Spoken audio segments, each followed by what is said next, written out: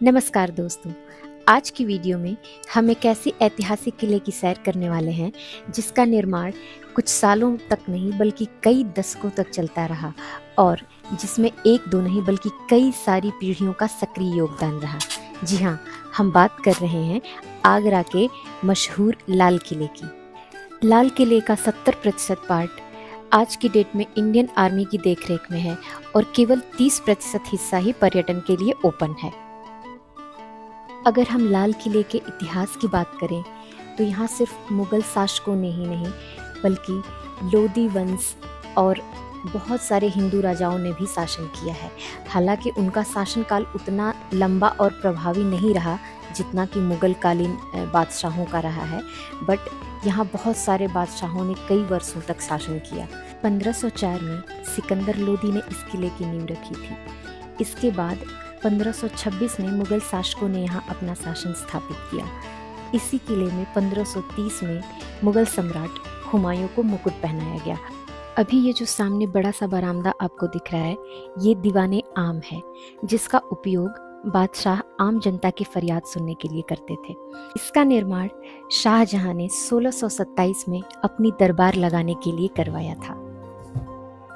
ये सभागार या पब्लिक कोर्ट लाल बलुआ पत्थरों से बना है जिसमें टोटल 49 पिलर्स हैं। और इंटरेस्टिंग फैक्ट ये है कि इसे इस तरीके से बनाया गया है कि बादशाह अपनी जगह से बैठे बैठे सबको देख सकते थे, पिलर्स बीच में नहीं आते थे। ये इस तरीके से डिज़ाइन किए हुए हैं। ओरिजिनली भले ही इसे लाल बलुआ पत्थरों से बनाया गया था, बट बाद में इसे मार्बल का फील देने के लिए इसके ऊपर से वाइट प्लास्टर कर दिया गया। अभी आप देखेंगे तो पूरा जो ये पब्लिक कोर्ट है वो वाइट कलर का है, बट इसका बेस मटेरियल डिफरेंट है।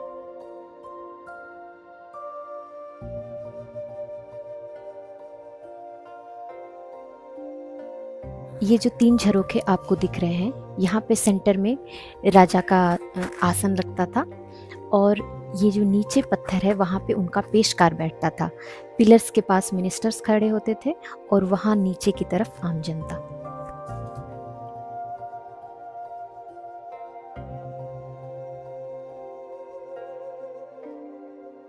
अभी हम अंगूरी बाग की तरफ बढ़ रहे हैं और अंगूरी बाग के बारे में सबसे इंटरेस्टिंग फैक्ट जो मुझे लगा वो ये कि इस बाग में अंगूर उगाने के लिए जो मिट्टी मंगाई गई थी वो कश्मीर से मंगाई गई थी। कहा जाता है कि शहंशाह को वाइन पीने का बड़ा शौक था, इसलिए उन्होंने सन 1637 में अंगूरी बाग का निर्माण कराया था। यहाँ से ठीक सामने जो ऊंचे चबूतरे पर वाइट संगमरमर का भवन आपको दिख रहा है, ये खास महल है और इसके दोनों तरफ शाहजहां की दोनों बेटियों रोशनारा और जहांनारा का महल है। ये महल अपनी बारीक नक्काशी, फव्वारों और अंगूरी बाग के लिए जाना जाता है। महल के ठीक सामने जो चबूतरा है उस पे करीब 35 फव्वारे लगे हुए हैं और आप इमेजिन कर सकते हैं कि शाम के टाइम में जब इन जो छोटे छोटे ताख बने हैं अगर इनमें दिए जला दिए जाएं और ये फव्वारे चलें तो कितना प्यारा वो नज़ारा होता होगा। आज के सैकड़ों सालों पहले कोई इलेक्ट्रिसिटी की व्यवस्था नहीं थी, फिर भी सुविधाओं की कोई कमी नहीं थी रॉयल लोगों को, रॉयल फैमिलीज़ को। आप देख सकते हैं ये जो 4 ऊपर सीलिंग में लगे हुए इनमें फ़ैन लगा करता था और ये किनारे पे 2 लोग खड़े हुआ करते थे और पंखा चलता रहता था, मतलब हवा की पूरी व्यवस्था थी। लाइट नहीं होने के बावजूद यहाँ पे फ़ैन की सुविधा उपलब्ध थी। और ये झरोखे इतने प्यारे डिज़ाइन किए गए हैं कि हर झरोखे से आपको ऑलमोस्ट ताजमहल का व्यू दिखेगा ही दिखेगा, किसी से थोड़ा पास में, किसी से थोड़ा दूर, बट आपको ताजमहल दिखेगा यहाँ से।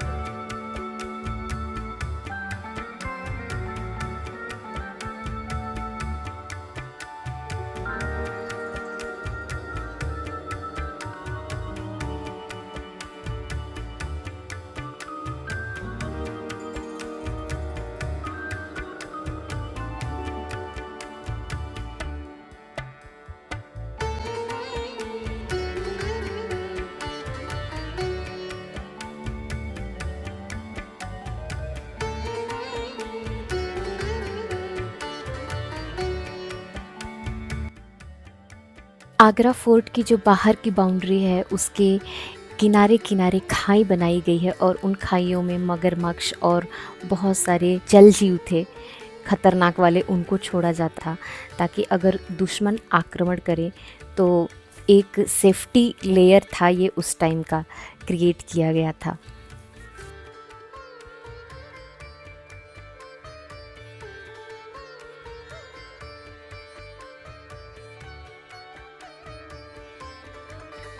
खास महल से ठीक सटा हुआ ये जो हिस्सा है, ये है मुसम्मन बुर्ज के नाम से इसे जानते हैं, जिसकी ओर अभी हम जा रहे हैं। प्राइमरली इसका जो निर्माण है वो बादशाह अकबर ने करवाया था, बट शाहजहाँ ने इसको दोबारा से वाइट संगमरमर से, दोबारा से वाइट मार्बल से इसको बनवाया।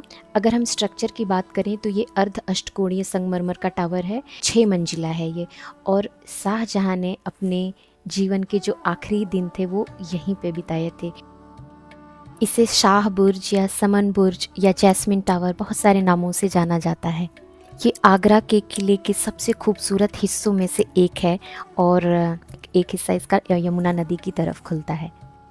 ये जो आपको खम्भों में छोटे छोटे स्टोन्स दिख रहे हैं, ये मामूली स्टोन्स नहीं हैं, बहुत अलग अलग जगहों से बनाए गए थे और हर एक स्टोन की अलग खासियत है।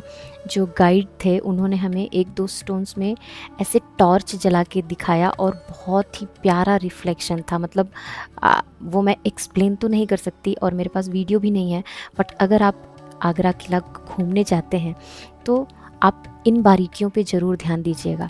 हर एक कोना, हर एक स्ट्रक्चर हैज़ सम मीनिंग और बहुत ही थॉटफुली डिज़ाइन किया गया है। ये जो छोटे छोटे ताक दिख रहे हैं, इनमें रात के टाइम पे दिए जलाए जाते थे क्योंकि इलेक्ट्रिसिटी की व्यवस्था नहीं थी उस टाइम पे, और उसका रिफ्लेक्शन जब इन पत्थरों पे पड़ता होगा तो कितना प्यारा, कितनी खूबसूरत चमक होती होगी।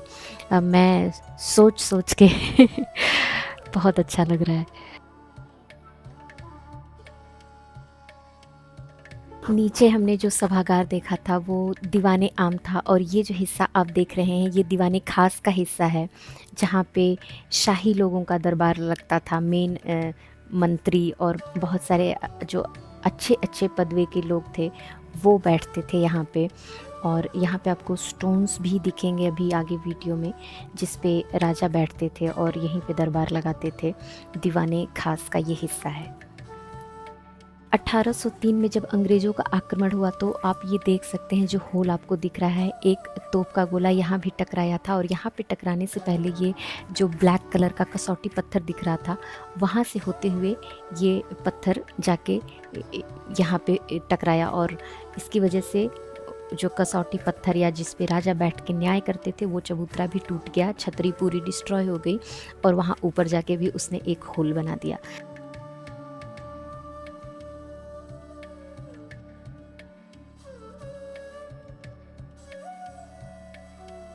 दीवाने खास राजा का प्राइवेट कोर्ट था। यहाँ पे मिनिस्टर्स और जो कॉन्फिडेंशियल चीज़ें थी वो डिस्कस होती थी। और आप जो ये ब्लैक स्टोन दिख रहे हैं ये कोई नॉर्मल स्टोन नहीं है, यहाँ पे राजा बैठते थे ब्लैक स्टोन पे और ये वाइट वाले पे वज़ीर यानी उनका मंत्री बैठता था।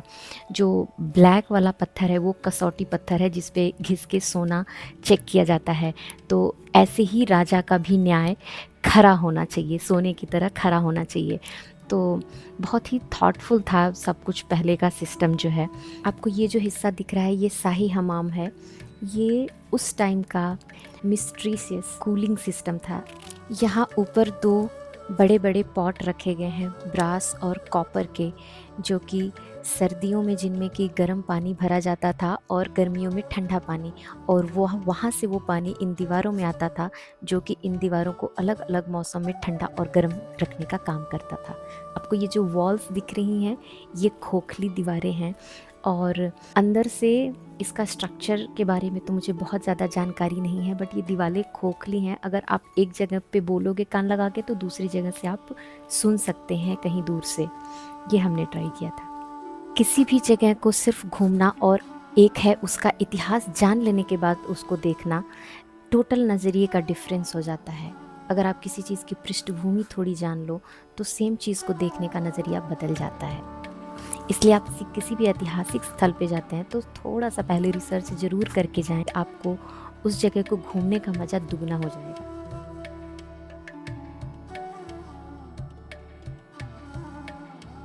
और इसी के साथ घूमते टहलते हम मीना मस्जिद के पास पहुंच चुके हैं। ये शाहजहाँ का प्राइवेट मस्जिद था। उनके जो जब उनको जेल में बंद किया गया था तो दिन की 5 नमाज थी, वो यहीं पे पढ़ते थे और उसके बाद वापस से अपने कैद खाने चले जाते थे। ये जो बड़ा सा आंगन दिख रहा है, यहाँ पे मत्स्य क्रीड़ा हुआ करती थी और यहीं पे मीना बाजार भी लगा करता था। राजमहल की शाही लेडीज़ थी, उनके लिए अंदर ही, महल के अंदर ही इसी हिस्से में बाजार लगाया जाता था हर शुक्रवार को। मतलब पर्दा प्रथा चरम सीमा पर थी तो थी, बट सुविधाओं में कोई कमी नहीं थी। ये जो दरवाजे आपको दिख रहे हैं, इन्हीं के पीछे दीवाने आम है और ये जो रास्ता है ये सीधा पब्लिक कोर्ट में जाता है। हम वापस से वहीं आ गए हैं जहाँ से हमने ये वीडियो स्टार्ट किया था। ये दीवाने आम का हिस्सा है। तो राजमहल की जो भी राजा थे, मंत्री थे, वो इस हिस्से से आया करते थे और जितने भी आपको ये फ्रंट पे दिख रहा है ये झरोखा, यहाँ तक पहुँचने का रास्ता वहीं पीछे से है। बट आज की डेट में ये सारे दरवाजे बंद हैं, सब में लॉक लगा हुआ है, कहीं भी एंट्री अलाउड नहीं है।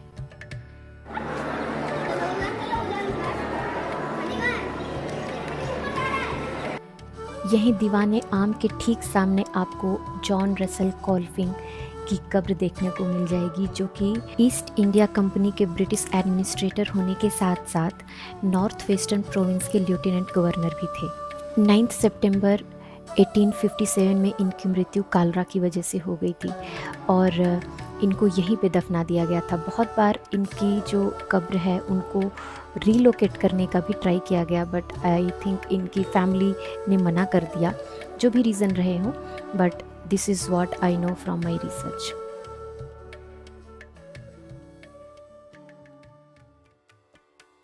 अब हम आगरा के किले के जिस हिस्से की तरफ बढ़ने वाले हैं उसका नाम है जहांगीर महल। इसका निर्माण अकबर ने जहांगीर के लिए करवाया था और इसमें आपको हिंदू और एशियन दोनों आर्ट्स का मिश्रण देखने को मिलेगा। जैसा कि आपको दूर से ही देखने में समझ में आ जाएगा, लाल कलर की जो पूरी बिल्डिंग है वो लाल रंग की है और इसका निर्माण भी लाल बलुआ पत्थरों से ही कराया गया है। जहांगीर ने अपने कुछ संस्मरणों में ये उल्लेख किया है कि इसका निर्माण उनके पिता अकबर ने करवाया था और जोधा बाई, जो अकबर की प्रमुख पत्नी में से एक थी, उनका निवास स्थान भी यही था। इसके अंदर एक हिस्सा है जहाँ पे छोटा सा एक जोधा बाई का मंदिर भी हुआ करता था।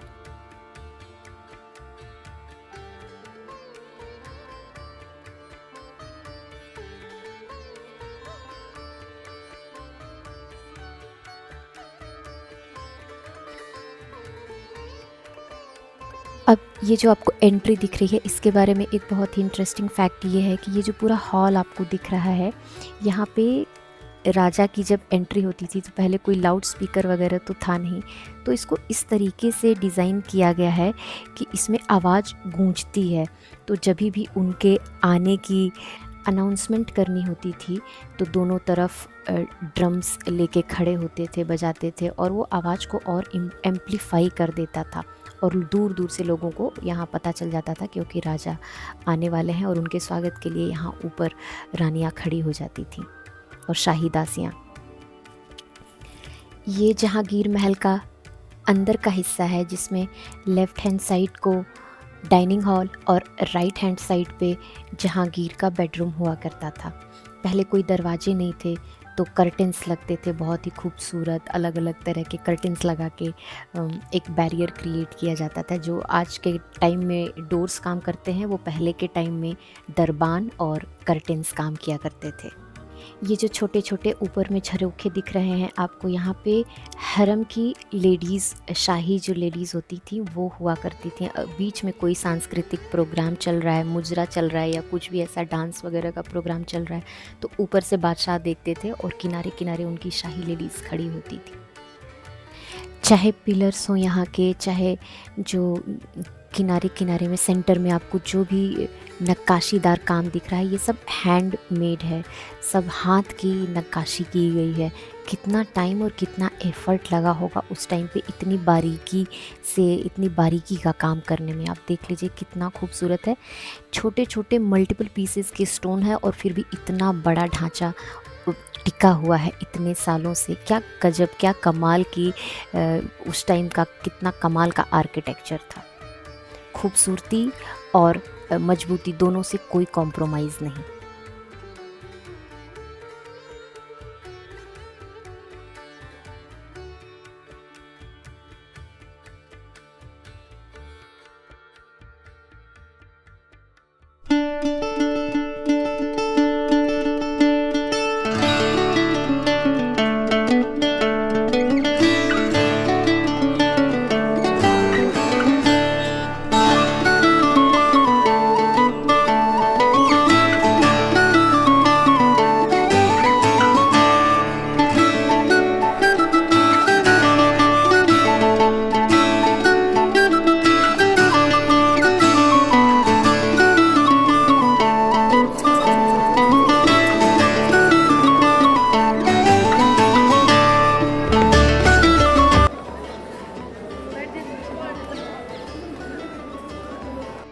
जहांगीर महल के बाहर की तरफ का हिस्सा है ये टेरेस, आप इसको बोल सकते हैं। हवा महल भी कहा जाता है इसको, जहाँ पे राजा लोग हवा खाने के लिए आते थे। आप देख सकते हैं कितनी सारी खिड़कियाँ, दरवाजे और कितने सारे झरोखे लगे हुए हैं और इन झरोखों से ताजमहल का बहुत ही खूबसूरत व्यू दिखेगा आपको।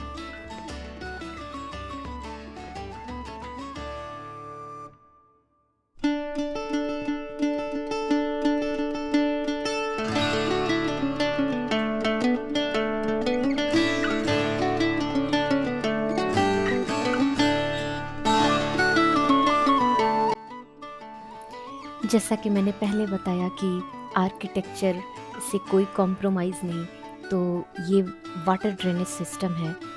इसको इस तरीके से डिज़ाइन किया गया है कि ये सेंटर की तरफ पूरा ढलान है। पूरा जो वाइड स्पेस आपको ओपन दिख रहा था का थोड़ा उसका ढलान इस तरफ है। पानी यहाँ पे आके इकट्ठा होता है और यहाँ से अंदर यमुना नदी में वापस। अब हम वो दरवाज़ा देखने वाले हैं जिसे महमूद गजनवी सोमनाथ मंदिर से लूट के ले गया था, जिसका कि मुग़ल साम्राज्य से कोई लेना देना नहीं है। ये अंग्रेज़ों द्वारा 1842 में लाया गया था। अंग्रेज़ों ने ऐसा मिथ फैलाया कि वो महमूद गजनवी के मकबरे से इसे उखाड़ के लेके आए हैं, बट ऐसी कोई बात नहीं थी। It was a rumour. आगरे के किले का टूर ख़त्म करते करते हमें शाम हो चुकी थी, क्योंकि बहुत लंबा चौड़ा एरिया है और हम बहुत आराम से घूम रहे थे, तो काफ़ी समय लग गया। फिर भी हमारे पास इतना टाइम था कि हम आगरा की जो मशहूर चीज़ें हैं, जैसे वहाँ का पेठा, वहाँ के हैंडलूम आइटम्स, वहाँ की लेदर फैक्ट्री, वो सारी चीज़ें तो हमें एक बार ज़रूर देखनी थी। मिलेगा यहाँ पे। कोई चीज़ अगर ख़राब दिखती है, जो समझ रहे हो, घर से आप बिल वगैरह मिलेगा, आप डालो उस पर।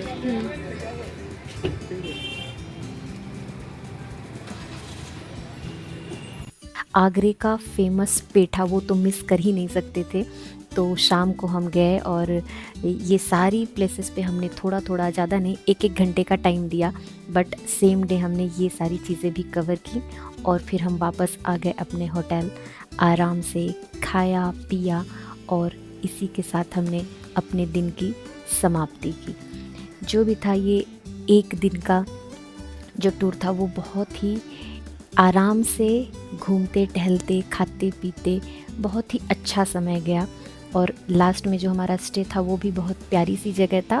प्यारी मतलब कि आरामदायक था, भोजन अच्छा था वहाँ का और कंफर्टेबल प्लेस थी। बहुत ज़्यादा दूर नहीं था। It was with in 1.5 kilometres from Agra fort, तो हम लोगों को ज़्यादा परेशानी भी नहीं हुई। तो इसी के साथ ये वीडियो यहीं पे समाप्त होती है। अब मैं मिलती हूँ आप लोगों से नेक्स्ट वीडियो में। Thanks for watching.